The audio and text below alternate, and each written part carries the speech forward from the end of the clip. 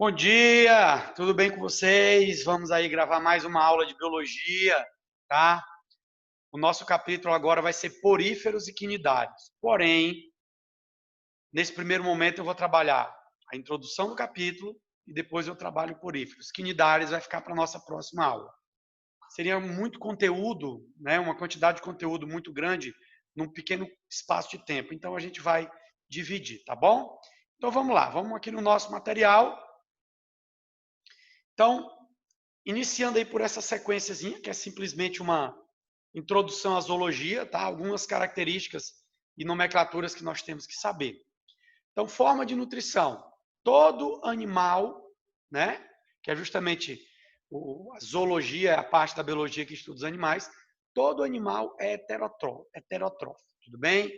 Ele necessita se alimentar de outras substâncias, né? Ou de outros seres vivos, tá? Características: nós temos animais pluricelulares, possuindo vários tipos de células, e todos eles são eucariontes, tá? Então, todo animal é pluricelular e eucarionte. A nível de desenvolvimento embrionário, desenvolvimento embrionário dos animais, eles se dão através dos folhetos embrionários, tá? Esses folhetos embrionários vão dar origem a todas as estruturas do corpo do organismo, tá bom?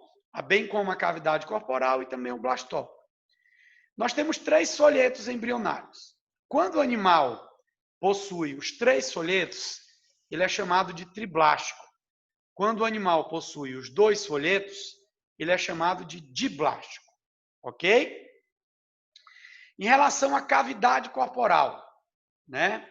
Nós temos 3 classificações: acelomados, pseudocelomados e celomados. O que são os acelomados?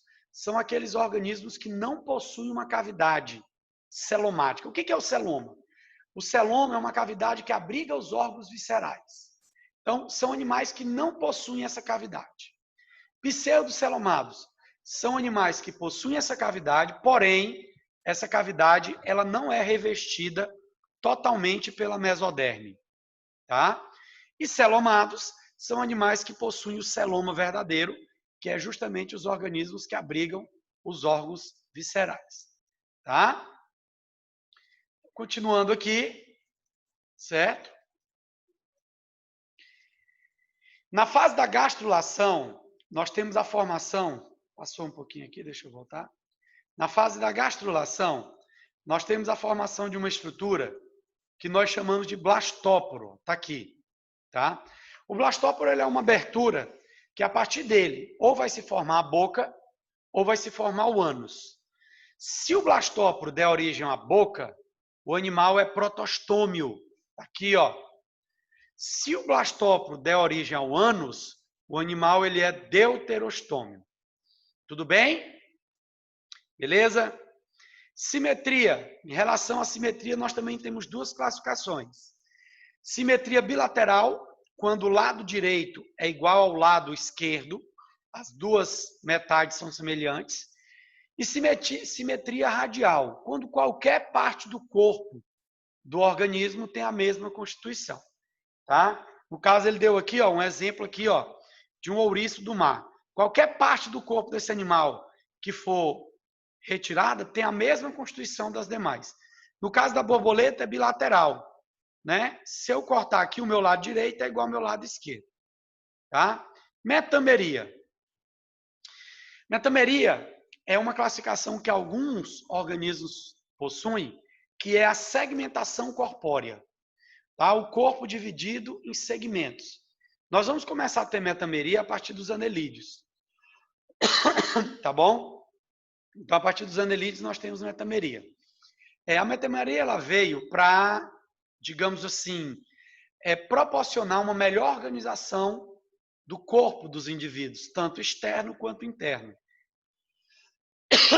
Então, a metameria ela é um fator, tá? A metameria ela é um fator evolutivo importante. Filogenia. Filogenia é justamente, né, a evolução dos animais. Olha aqui, ó, nós temos aqui uma árvore, né, que é uma árvore filogênica, que nós chamamos, da evolução dos animais, mostrando principalmente o grau de parentesco. Tudo bem?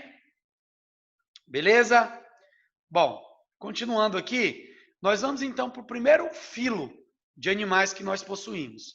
É o filo Porífera, né? Também conhecido como poríferos ou as populares esponjas. O próprio nome ele é muito sugestivo. O nome porífero significa, né, o corpo cheio de poros. Então, esses animais, que são os animais mais primitivos, eles possuem o corpo todo recoberto de poros. Tá? Vamos ver algumas características gerais, certo? Como eu disse para vocês, o corpo com vários poros. Esses animais eles são sésseis. O que é um animal sésseo? É um animal que vive grudado no substrato. Ele não tem locomoção. Tá? As larvas são móveis, mas o grupo de animal ele é um animal sésseo, tá? Que ele não possui aí locomoção. Ele vive fixo ao substrato. São constituídos por várias células, né? Eles são pluricelulares, porém, a grande característica dos poríferos é que eles não possuem órgãos nem sistemas. Na verdade, eles possuem várias células que desempenham as funções vitais, mas eles não possuem órgãos ou sistemas. Essa é a grande característica dos poríferos. Por favor, anotem aí, tá? Anotem aí com asterisco, porque na maioria das vezes, quando cai no vestibular, cai falando sobre isso. Os poríferos, apesar deles serem pluricelulares, eles não possuem nem órgãos, nem tecidos, nem sistemas verdadeiros. Tudo bem? Bom, são animais filtradores que retiram todas as suas necessidades oriundas da água que penetra no corpo dele, tá? E são assimétricos, ok? Deixa eu baixar aqui mais um pouquinho. Então, veja só, quando você olha esse animal aqui, né, você percebe que ele tem uma estrutura dura, rígida. Porque o exoesqueleto dele ele é formado por umas estruturas chamadas de espículas. O que são espículas? É como se fossem pequenos palitinhos, né, que podem ser de calcário, podem ser de sílica, né, ou podem ser de uma substância conhecida aí como espongina. Mas essas espículas, elas são justamente, meninos, as estruturas que dão sustentação ao esqueleto, são estruturas rígidas. Imagina aí pequenos palitos de dente que compõem o corpo desse animal, né? Pode ser de calcário, pode ser de sílica, tá? Nunca as duas juntas, tá bom? Ou ainda podem ser de esponginas, beleza?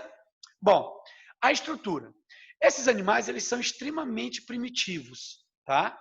Eles são extremamente primitivos. Como eu disse para vocês, eles não possuem tecidos, nem órgãos, nem sistemas, né? O corpo deles é sustentado, certo?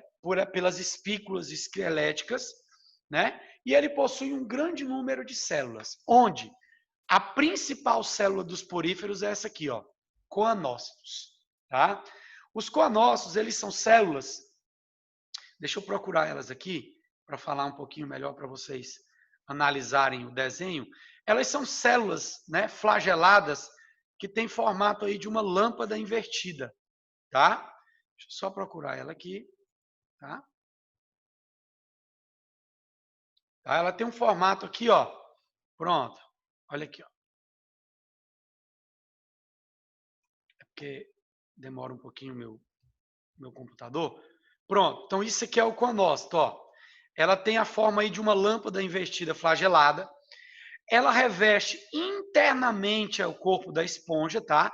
Porque, na verdade, os poríferos, eles têm forma de taça, né? Como vocês estão vendo aqui. Então, o que acontece? Ele reveste internamente o corpo da esponja e ele desempenha a maior parte das funções vitais, como, por exemplo, captura de alimentos, digestão, né? Como ele possui aí os flagelos, eles promovem a movimentação da água no interior do corpo do animal. Então, a principal célula dos poríferos são os coanócitos, certo? São os coanócitos, ok? Então, elas desempenham aí, ó, captura de alimento, captura de oxigênio, liberação de excretas, movimentação da água, digestão celular. Então, tudo isso é função dos coanócitos. Por isso que ela se torna a célula mais importante dos poríferos. Além dos coanócitos, nós temos os pinacócitos, são células que revestem externamente o corpo do porífero, tá? Elas revestem externamente, inclusive a estrutura formada pelos pinacócitos chama-se pinacoderme, que é justamente a camada de células que reveste externamente o animal. Os porócitos, que são as células que formam os poros. Como eu disse para vocês, vocês vão já entender também, esse animal ele possui o corpo todo revestido por poros, né? Vocês vão perceber que esses poros, eles têm como função a entrada de água. Amebócitos, tá? Os amebócitos, eles são como se fossem células-tronco, né? Auxiliam os coanócitos e eles são as células-tronco dos poríferos. Tanto é que os poríferos, né, eles têm um alto poder regenerativo por conta dos amebócitos, tá? Então, eles podem se diferenciar em vários tipos de célula e eles auxiliam também os coanócitos na sua função. Esclerócitos é justamente as células responsáveis pela formação das espículas, tudo bem? Bom, como eu disse para vocês, o corpo desse animal, ele tem forma de taça, né? Então, nós temos 3 tipos anatômicos, um mais evoluído, um intermediário e um mais primitivo. Antes disso, como eu disse para vocês, esses animais eles são filtradores. Toda e qualquer função vital vai vir da água. Então, veja só, a água, ela obedece um único trajeto. Ela entra pelos poros. Aqui dentro nós temos uma cavidade que nós chamamos de átrio ou espongiocele, né? E aqui em cima eu tenho uma abertura superficial chamada de ósculo. Então, a água, ela entra pelos poros, gira no átrio. Quando a água gira no átrio, os coanócitos, ó, que estão aqui dentro, retira oxigênio, retira comida, libera nutrientes, libera excretas, libera gametas, e essa água sai pelo ósculo. Então, o trajeto no interior da esponja é sempre poros, átrio e ósculo, tá? Como nós possuímos 3 tipos, ascon, que é a asconoide, a mais primitiva, sicon, siconoide, né, a intermediária, e leucon, a leuconoide, a mais evoluída.